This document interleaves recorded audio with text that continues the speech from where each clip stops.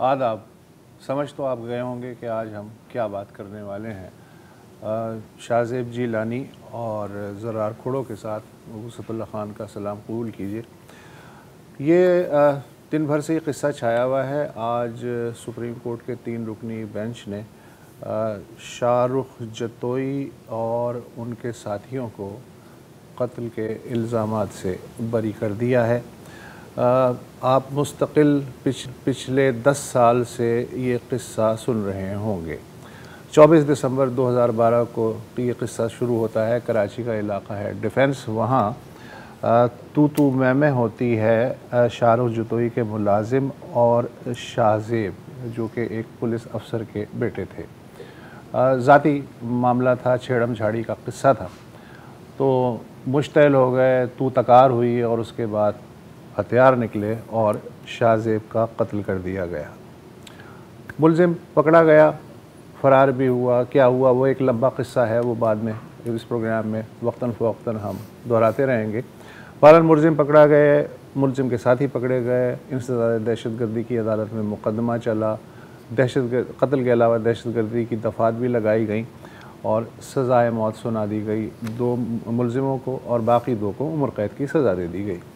اس کے بعد قصہ پہنچا سندھ ہائی کورٹ میں. سندھ ہائی کورٹ نے دہشت گردی کی دفعات جو ہے معطل کر دیں, لیکن جو سزائے موت کے 2 ملزم تھے شاہ رخ جتوئی اور ان کے ساتھی سراج, ان کی سزا کو عمر قید میں بدل دیا.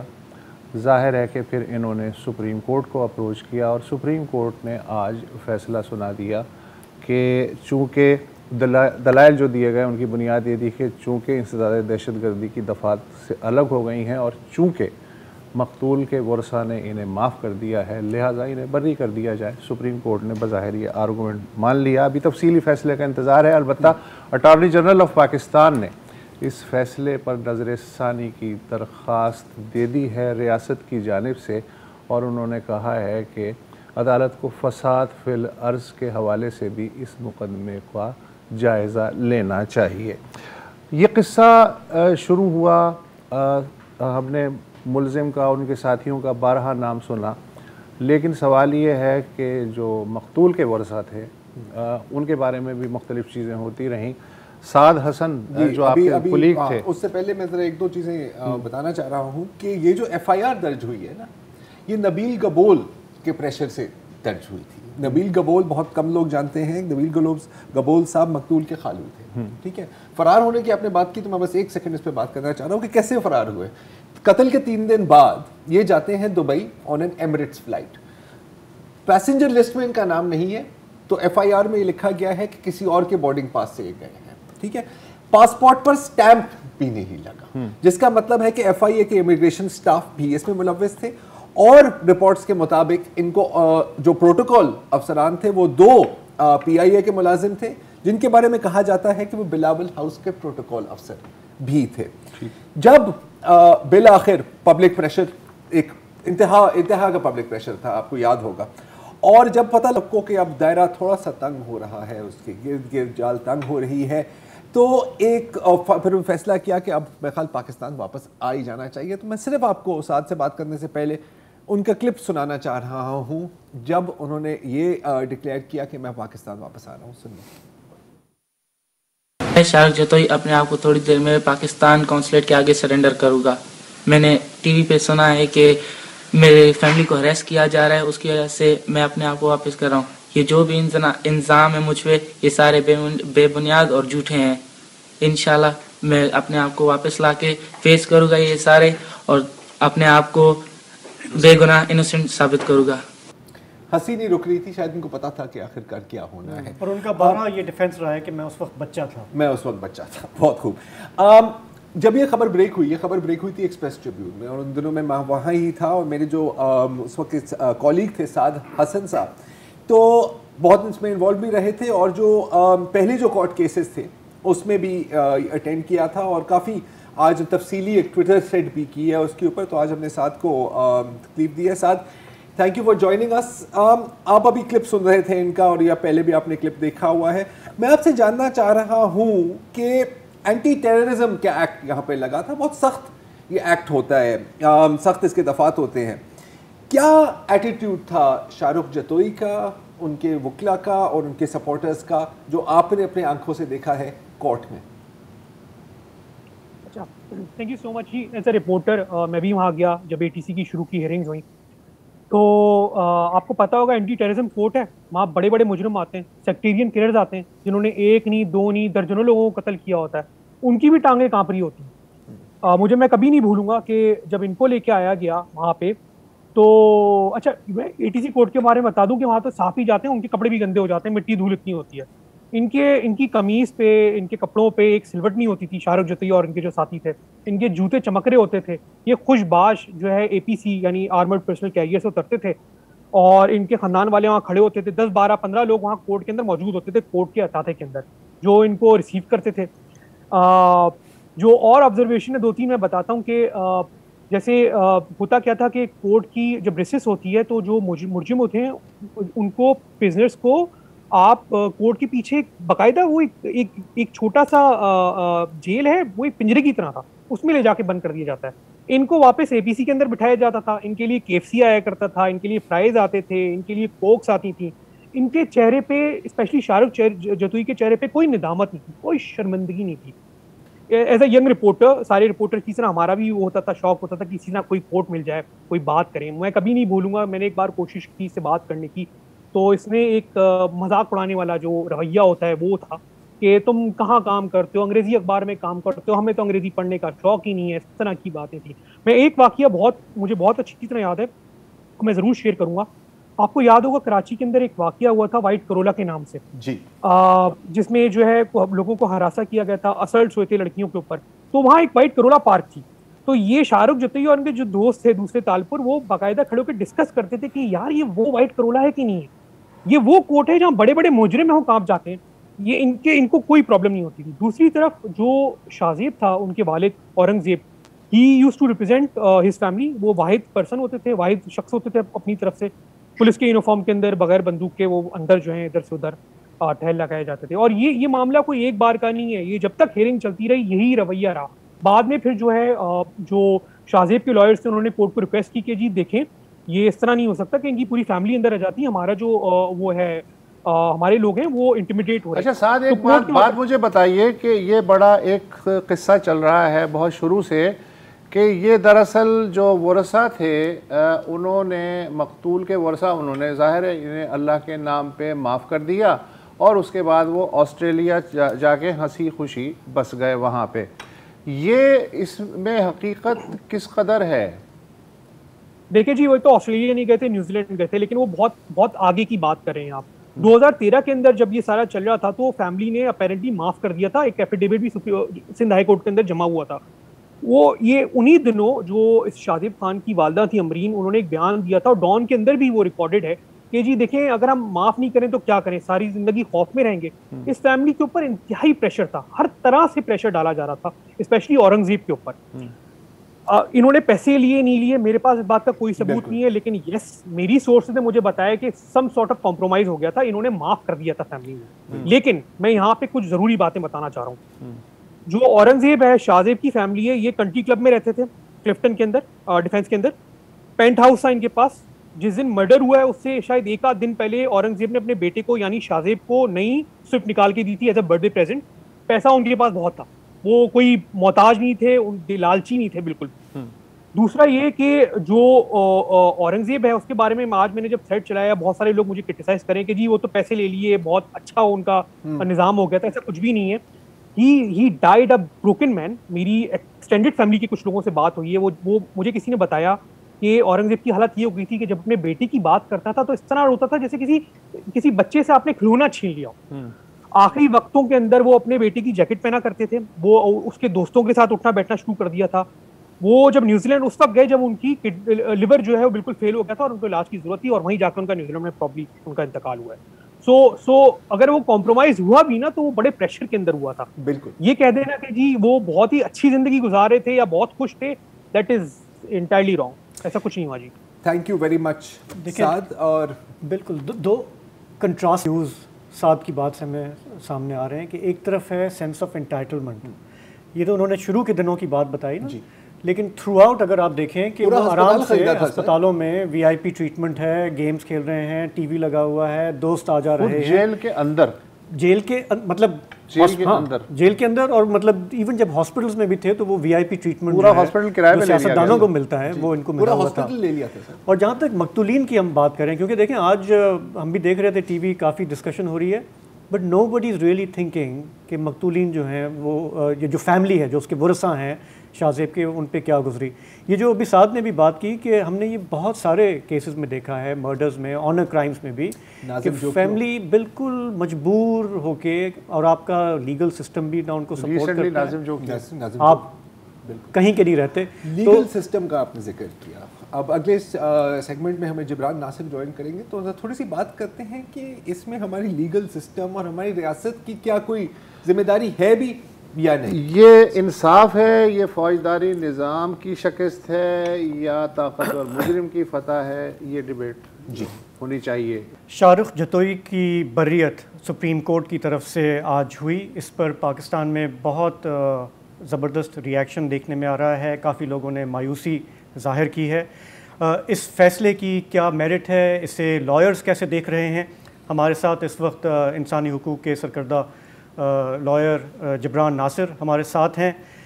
جبران, آپ نے دیکھا ہوگا, حالانکہ شارٹ آرڈر تو بھی آیا نہیں ہے, لیکن اب سے چند گھنٹے پہلے پتہ چلا کہ اٹارنی جنرل نے کہا ہے کہ وہ اس فیصلے کو ریویو پٹیشن کی طرف بھی لے جائیں گے.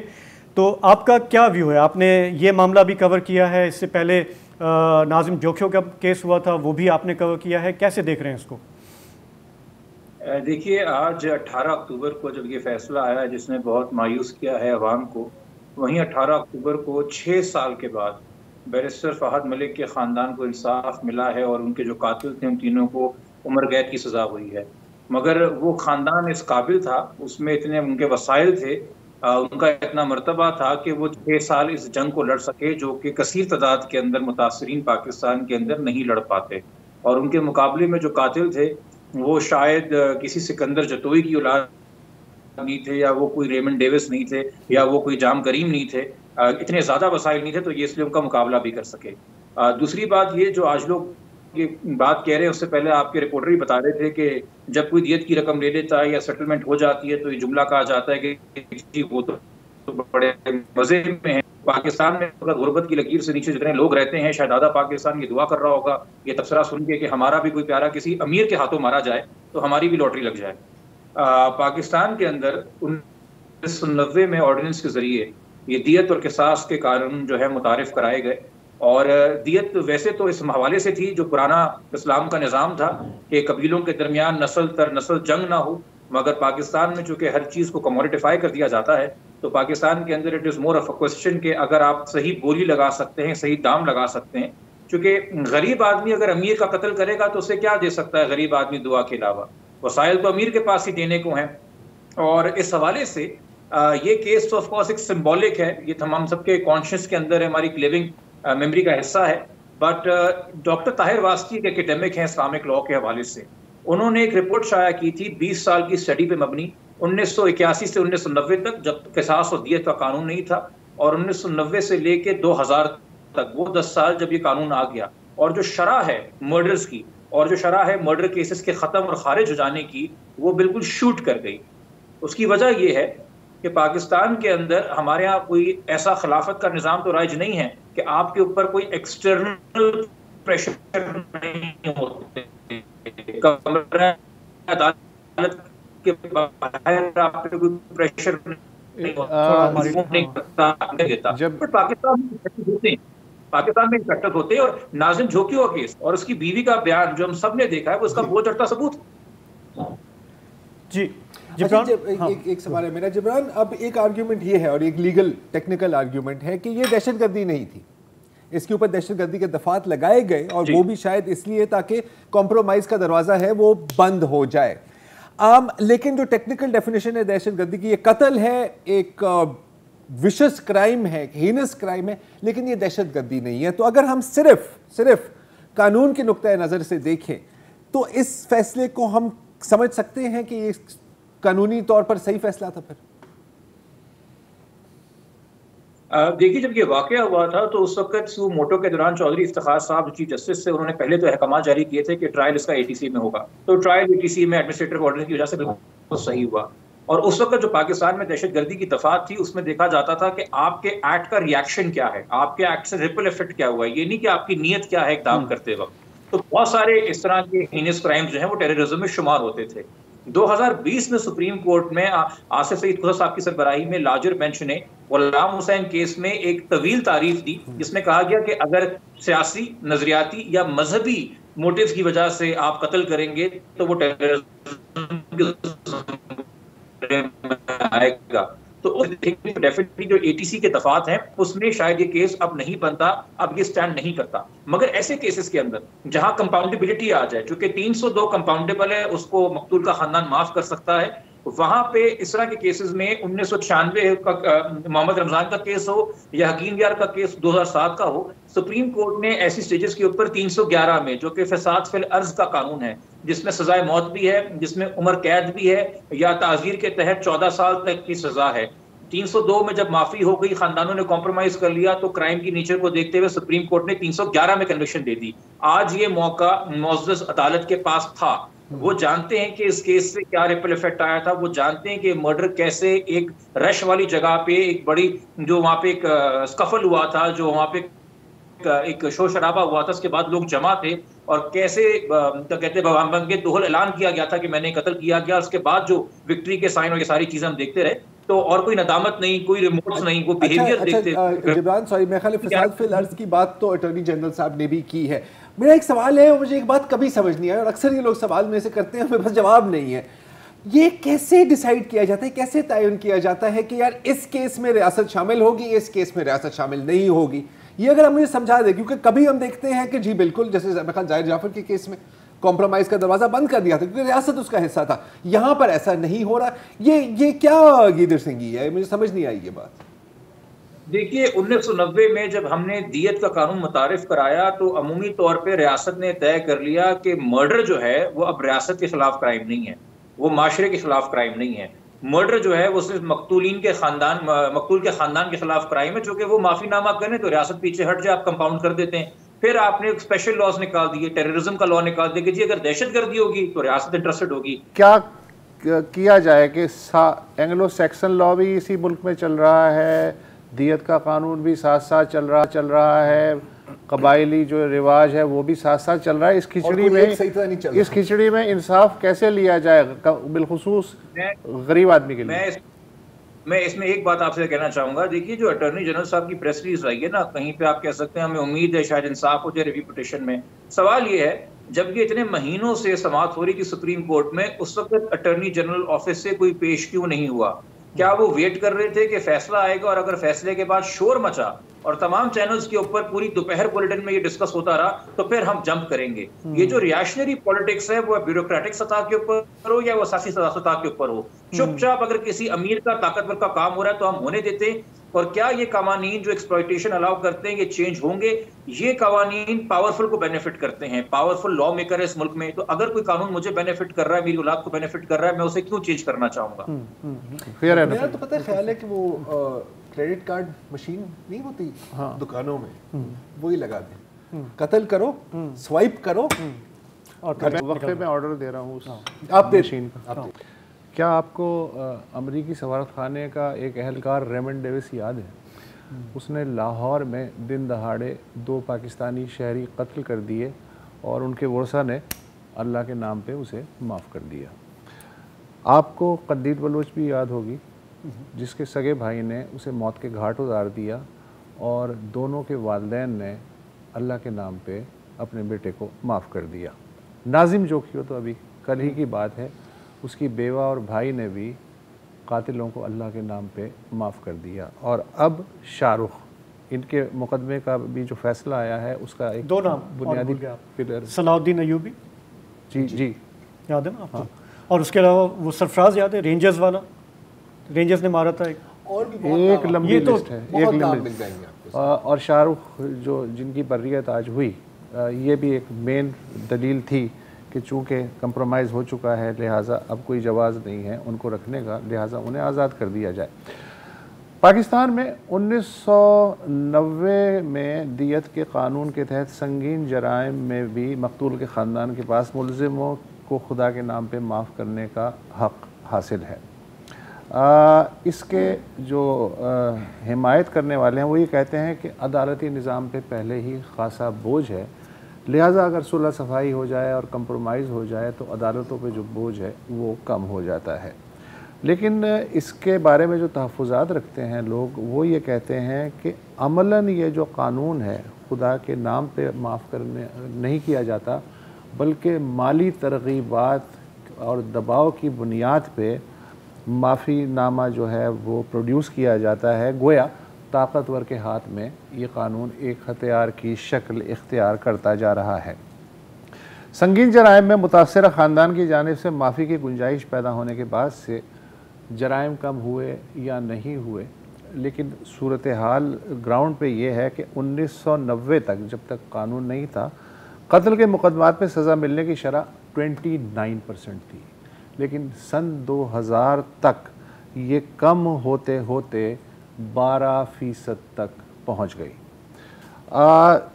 ڈاکٹر خالد ظہیر صاحب معروف اسکالر ہیں اور ایجوکیشنسٹ ہیں، انہیں اسلامی فقہ اور اسلامی معیشت پہ دسترس ہے، معروف جامعات میں تدریس کرتے رہے ہیں. ڈاکٹر صاحب تھینک یو سو مچ. یہ جو دیت کا قانون ہے ہم جاننا چاہتے ہیں کہ اس کی بنیادی روح اور فلسفی کیا ہے، اور اس کا مس یوز جو آج کل پاکستان میں دیکھنے میں آ رہا ہے وہ کس طرح سے ہو رہا ہے اور اسے کیسے روکا جا سکتا ہے؟ بہت شکریہ جناب. گزارش یہ ہے کہ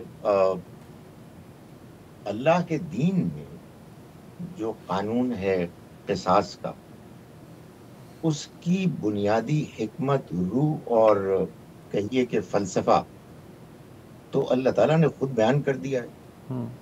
اس وجہ سے ہم میں سے کسی کو اس میں اضافہ کرنے کی کوئی ضرورت ہی نہیں ہے. سورہ بقرہ سورہ نمبر 2 کی آیت نمبر 179 میں اللہ تعالیٰ فرماتے ہیں کہ وَلَكُمْ فِي الْقِصَاصِ حَيَاتٌ يَا أُولِي الْأَلْبَابِ، تمہارے لیے قصاص کے قانون میں زندگی ہے اے عقل والو، لعلکم تتقون، تاکہ تم اللہ کی حدود کی پابندی کر سکو. کہنے کا مقصد یہ ہے کہ جیسا کہ شاید اس زمانے میں بھی کچھ لوگ ہوں گے اور آج کے زمانے میں تو بہت سے لوگ ہیں کہ جن کا یہ خیال ہے کہ چلو بھائی کوئی قتل ہو گیا سو ہو گیا، اب ایک قتل کے پیچھے دوسرے انسان کو تو قتل نہ کرو، یہ تو پھر ایک اور مزید قتل ہو گیا. تو اللہ تعالیٰ اپنی حکمت بالا سے یہ بات سمجھا رہے ہیں کہ دیکھو یہ جو قاتل کو تم قتل کرو گے اس سے بہت سے مستقبل کے بالقوہ پوٹینشل قتل روک دو گے. تو یہ جو قانون ہے قصاص کا، اس کا اصل مقصد یہ ہے کہ اگر کسی ظالم نے کسی کی جان لی ہے تو اس کو پھر ایسی عبرتناک سزا دی جائے کہ جس کے بعد باقی لوگ اس کی جرت نہ کر سکیں کہ کبھی کسی کی جان لینے کے بارے میں ان کو خیال بھی آئے. یہ اصل اسپرٹ ہے. البتہ بعض قتل کے کیسز میں اس کا امکان ہوتا ہے کہ عدالت، پنچایت، قاضی، جج یہ محسوس کریں کہ اس کو کچھ چھوٹ ملنے کی گنجائش ہے. کچھ بہت غصہ آ گیا، کچھ صورتحال ایسی ہو گئی، ایک فوری رد عمل کے طور پر ایسا ہوا، تو ایسے میں چھوٹ ملنے کی گنجائش ہے. لیکن اللہ تعالیٰ نے اس بارے میں یہ فیصلہ کیا کہ یہ نہیں چھوٹ مل سکتی، اس لیے کہ ایک خاندان کے ساتھ زیادتی ہوئی ہے. اگر وہ خاندان والے اس کو معاف کرنے کے لیے تیار ہو جائیں، ایک دیت پیسہ، ایک خاص اماؤنٹ جو ایک بھاری رقم ہوتی ہے، اس کو وصول کرنے کے بدلے میں، تو پھر اس کو چھوڑا جا سکتا ہے. کہنے کا مقصد یہ ہے کہ جرم کی نوعیت اگر ایسی ہے کہ کسی قسم کی چھوٹ کی گنجائش نہیں، تو اسے ہرگز نہیں چھوڑا جائے گا، اس کی سزا موت ہے. لیکن اگر بعض صورتوں میں ایسا ہو کہ اس کا امکان نظر آئے تو پھر اس میں عدالت، معاشرہ خود فیصلہ نہیں کرے گا، خاندان والوں سے اجازت لے گا، وہ اجازت دیں گے اور ان کو کمپنسیٹ کیا جائے گا تو اس کو پھر دیت دے کے آزاد کیا جا سکتا ہے. ہمارے ہاں بدقسمتی سے جو قانون اڈاپٹ کر لیا گیا ہے اس میں خاندان والوں کو ہر حال میں، چاہے کتنی ہی بے دردی کے ساتھ قتل کیا گیا ہو، چاہے کسی قسم کی کوئی گنجائش ہی نہ ہو چھوٹ کی، ان کو اس کی اجازت مل جاتی ہے. اور یہ آپ نے بھی اس کی مثالیں دی ہیں، ہم نے دیکھا ہے اپنے اس ملک میں یہ تماشا کہ چاہے وہ ریمن ڈیوس ہو یا کچھ اور لوگ ہوں، یا وہ آنر کلنگ ہو جس میں ظالم قاتل خود وہ ہوتا ہے کہ جو خاندان والا ہوتا ہے، جس کو کہ معاف کرنا ہوتا ہے. یہ خدا کا قانون نہیں ہے. میں سمجھتا ہوں کہ درد مندانہ طور پر اپنے علماء کو بھی یہ کہنا چاہیے کہ اللہ کے واسطے اللہ کے قانون کو بدنام نہ کریں. اللہ کا قانون بالکل واضح ہے کہ اگر کوئی ظالم قتل کر رہا ہے اور اس کے قتل میں اس کو چھوٹ کی کوئی گنجائش نہیں ہے تو نہ کوئی عدالت، نہ کوئی ریاست، نہ خاندان والے اس کو اس کی جان بخشی کرنے کے لیے کوئی اختیار رکھتے ہیں. اچھا ڈاکٹر صاحب، ایک اور اس میں سوال میں آپ سے پوچھنا چاہوں گا کہ ظاہر ہے کہ جو بنیادی روح ہے جس کا آپ ابھی بیان کر رہے تھے، اس میں کچھ سیف گارڈز بھی بلٹ ان ہوتے ہیں. میں آپ کو مثال دیتا ہوں کہ فرض کریں کہ اگر فیملی پر انتہا کا دباؤ پڑ رہا ہو تو یہ بھی تو مطلب ان زمانے میں جو قاضی تھے وہ دیکھتے تھے، اور اس کا بھی ایک طریقہ ہوتا تھا دیکھنے کا. اور دوسرا ہمارے ساتھ مسئلہ یہ ہے کہ یہ کیس کتنے سال چلا ہے؟ 10 سال چلا، 10 سال چلا ہے. کوئی کیس ہوتے ہیں جو اس سے بھی زیادہ لمبے چلتے ہیں. تو یہ جو انصاف کا نظام ہے، جتنا یہ ڈیلے ہوتا جاتا ہے اتنا ہی پھر آسان ہو جاتا ہے نا کہ پریشرائز کرنا وکٹم کی فیملی کو. جی ولنریبل ہوتی جاتی ہے. تو اگر ہم اسلام کی تاریخ دیکھیں تو کیا ہمیں اس طرح کے کوئی حوالے ملتے ہیں کہ کس قسم کے سیف گارڈز اس کے اوپر امپوز کیے جائے؟ کیونکہ یہاں پر آپ کو پتا ہے کہ ایک اگر چھید آپ چھوڑ دیں لوگ پوری ٹرک گزار دیتے ہیں اس میں سے. دیکھیے گزارش یہ ہے کہ ایک شخص قاتل ہے، یا تو اس کا ثبوت اتنا واضح اور ناقابل تردید ہوگا کہ جس کو ہم کہتے ہیں 100% 100% سرٹنٹی والا. تو پھر تو اس میں دو ہی امکانات ہیں، یا اس کو کسی چھوٹ کا اس کا امکان ہے، عدالت قاضی محسوس کرتا ہے کہ نہیں اس میں خاندان والوں سے پوچھتے ہیں، وہ اگر اس کے لیے تیار ہیں تو پھر ان کو دیت دے کے اس کو چھوڑا جا سکتا ہے. میں یہ کہہ رہا ہوں کہ اگر ثبوت بالکل آخری حد تک واضح لیکن اگر کوئی گنجائش نہیں نکلتی تو خاندان والوں کا کوئی رول ہی نہیں ہے.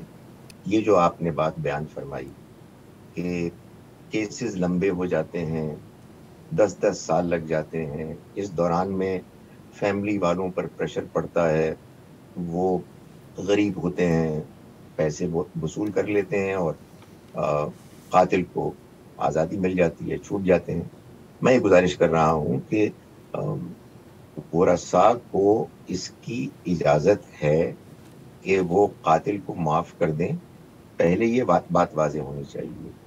میں جو بات گزارش کر رہا ہوں کہ قرآن مجید کی ان آیات میں کہ جو سورہ بقرہ میں بیان ہوئی ہیں، آیت نمبر 178 179، اس میں جو اللہ تعالیٰ نے دیت دینے کے بعد قاتل کے آزاد ہونے کا امکان بیان کیا ہے، یہ ہر حال میں نہیں ہے. یہ صرف اس صورت میں ہے کہ جب معاشرہ، یعنی مثال کے طور پر جج یا قاضی یا پنچایت یہ محسوس کریں کہ قتل کی نوعیت ایسی ہے کہ اس میں گنجائش ہو سکتی ہے، مگر وہ اپنے طور پر یہ فیصلہ نہیں کر سکتے. اللہ تعالیٰ نے یہ فیصلہ خاندان والوں کے ہاتھ میں رکھ دیا ہے، لیکن یہ اس صورت میں ہوگا جب گنجائش ہوگی. اگر گنجائش ہی کوئی نہیں ہے تو پھر خاندان والے بھی کسی کی گنجائش سے سر آپ کی کیا مراد ہے؟ گنجائش سے مراد ہے جیسے کہ مثال کے طور پر ریمن ڈیوس نے آ کے سر عام قتل کیا. اس میں یہ قتل صرف بعض خاندان والوں کے رشتہ دار کا نہیں ہوا. یہ اصل میں ہم پاکستانیوں کے پاکستانی بھائیوں کا سر عام قتل ہوا ہے. یہ ہم سب کے خلاف ایک ظلم ہوا تھا, ایک تشدد ہوا تھا. بالکل اسی طرح سے بعض امیر نوجوان غنڈے وہ اگر بیچارے کمزور لوگوں کو قتل کرتے ہیں تو یہ اب کسی قسم کی معافی اور نرمی کی گنجائش نہیں رکھتے اس طرح کے قتل.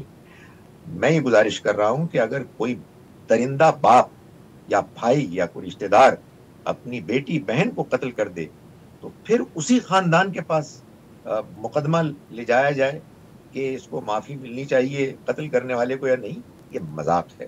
اللہ کے دین میں جو حکمت بیان ہوئی ہے, جو آپ کا پہلا سوال تھا, اس قانون کے پیچھے کیا فلسفہ, کیا اسپرٹ ہے, وہ اسپرٹ یہ ہے کہ اگر کوئی شخص کسی دوسرے کو قتل کرے گا تو اچھی طرح سے جان لے کہ وہ نہیں چھٹے گا. اس واضح اعلان کے بعد, واضح انڈرسٹینڈنگ کے بعد, آئندہ جو قتل ہونے کے نتیجے میں زندگیاں زائل ہونی تھیں, تلف ہونی تھی, اللہ تعالیٰ نے فرمایا کہ وہ بچ جائیں گی.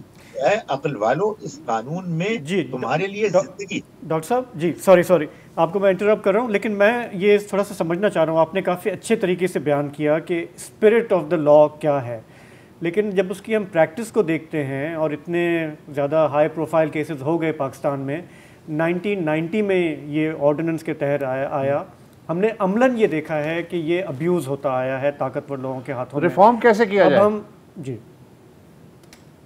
میں گزارش کروں, ریفارم کا فارچونیٹلی اور انفارچونیٹلی ایک ہی طریقہ ہے کہ ہم اللہ کی کتاب کو فیصلہ کن اتھارٹی مان کے آپس میں دیانتداری کے ساتھ ڈیبیٹ کریں, بحث مباحثہ نہیں, ایکیڈیمک ڈائیلاگ کریں اور سمجھنے کی کوشش کریں کہ اللہ کا کلام کیا کہہ رہا ہے. لیکن سر عدالتی نظام کی صورتحال آپ کے سامنے ہے اس وقت جو پاکستان میں ہے.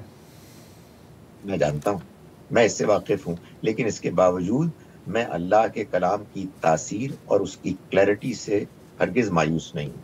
میرا خیال ہے کہ اگر اس کو بیان کیا جائے, لوگوں کے سوالوں کے جواب دیے جائیں, قرآن مجید کی آیات اور اس کا سیاق سباق واضح کیا جائے, تو اللہ کا قانون اپنی پوری حکمت کے ساتھ واضح طور پر سامنے آئے گا, اور انشاءاللہ اچھے حق پسند علماء کو اپنی غلطی کا احساس ہوگا, اور خاص طور پر ان واقعات کے بعد تو اور بھی زیادہ ان کو احساس ہوگا کہ ہم کو اس قانون کے سمجھنے میں غلطی لگی ہے اور ہمیں اب اس کی اصلاح کرنی ہے. تھینک یو سو مچ سر. امید تو کر سکتے ہیں, امید تو کر سکتے ہیں. آپ کو کیا خیال ہے کیسا ہوگا؟ وشفل تھنکنگ ہے میرا خیال ہے, میرا نہیں خیال کہ ہمارے سوسائٹی معاشرہ ایک طرف ہے. دیکھو امید کے علاوہ آپشن بھی کیا ہے یہ بتاؤ. نہیں دیکھیں, جب تک آپ اس لا کو ڈسکس نہیں کریں گے اوپنلی بیٹھ کے, جس کے تحت یہ پروویژن آپ کا کرمنل جسٹس سسٹم دے رہا ہے, تو کیسے بہتری آئے گی؟ یہ ہوتا رہے گا, یہی ہوتا رہے گا. اور ایک اور چیز اس میں یہ ہے کہ اگر ہم انصاف کی بات کر رہے ہیں, ہم یہ بھی کہہ رہے ہیں کہ ہمارا دین انصاف پر ہی مبنی ہے, رائٹ, تو پریشر کی جو پوائنٹ ہے نا اس میں, اور delay, justice delayed is justice denied, بڑی تھکی ہوئی بات ہے مجھے پتہ ہے, لیکن سچ ہے. جب تک یہ چیزیں ہم نہیں دیکھیں گے یا جج صاحبان نہیں دیکھیں گے تو یہ لا مس یوز ہی ہونا ہے. جی فی الحال اجازت دیجیے, خدا حافظ.